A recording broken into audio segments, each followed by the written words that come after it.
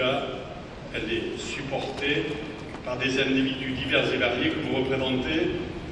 Un bon restaurant, c'est un bon restaurant, qu'il soit de gastronomie, qu'il soit la bistronomie. Bistronomie, ce mot a été inventé par Yves Candebord et Christian Constant, qui est là en première ligne, il y a bientôt 20 ans. Et il était temps qu'on honore ce mot et les acteurs principaux. Ça a fédéré, ça permet de dire que Paris est certainement la plus belle capitale du monde en termes de gastronomie, la plus belle capitale de France en termes de gastronomie, puisqu'ils s'y rejoignent toutes les cuisines des provinces. Notre cuisine et bistrot, toutes les autres, sans hiérarchie, je le répète, c'est la richesse de l'offre parisienne. La deuxième raison de ma satisfaction est évidemment la magnifique liste de bistrot qu'un comité que j'ai présidé a permis de fédérer, une sélection qui n'est pas figée, mais une sélection de 100 bistrots qui permet d'avoir, j'appelle ça souvent le PET scan de ce qui existe dans sa diversité à Paris. Est-ce que c'est les meilleurs? Certainement. Est-ce que d'autres auraient mérité d'y être? Certainement. Ils y seront, chacun son tour.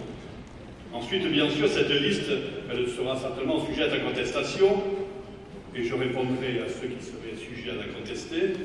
Eût-il valu mieux ne rien faire? Et moi, je pense qu'il a mieux valu faire, en tout cas, elle existe. Ces lieux sont uniques, ils sont habités, ils sont portés, supportés par des hommes et des femmes qui sont des restaurateurs, qui sont des directeurs de salles, qui représentent cette diversité dans des lieux souvent historiques, dans d'autres contemporains. Et je pense que c'est cela que les Parisiens viennent chercher, que les touristes du monde entier nous jalousent. Et je demande aux journalistes qui sont présents ici de bien vouloir se faire l'écho de ce que nous faisons tous les jours pour participer au rayonnement de la gastronomie parisienne, de la gastronomie française. Le dîner du CIO, il est extrêmement important. On dit souvent que la France parle de grands projets. Le grand projet qui permettrait de fédérer l'ensemble des habitants de ce pays serait peut-être qu'il y ait un grand projet autour du comité international olympique et de l'attribution des Jeux. C'est le 13 septembre à Lima, c'est le jour de mon anniversaire, j'espère que ça sera un bon jour.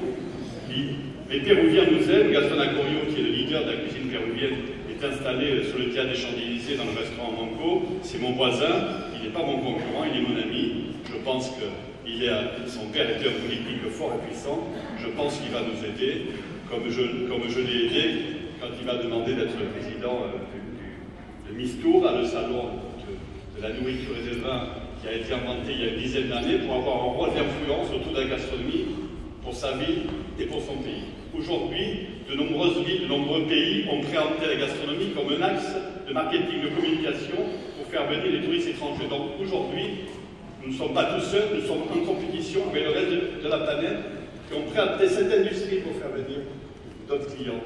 Donc, par contre, je pense que nous avons les meilleurs atouts parce que nous avons commencé il y a longtemps, nous avons les meilleurs talents, nous avons la plus grande diversité et nous avons l'histoire, nous avons la volonté, nous avons la vision, tout ça parce que notre mère nous supporte. Merci d'être à nos côtés. Je vous souhaite un bon déjeuner. Je vais passer la parole à M. Gégaud, qui est à l'origine, parce qu'il était un jeune élève de Christian Constant et d'Yves Candebord. Il va vous expliquer l'origine de la bistronomie.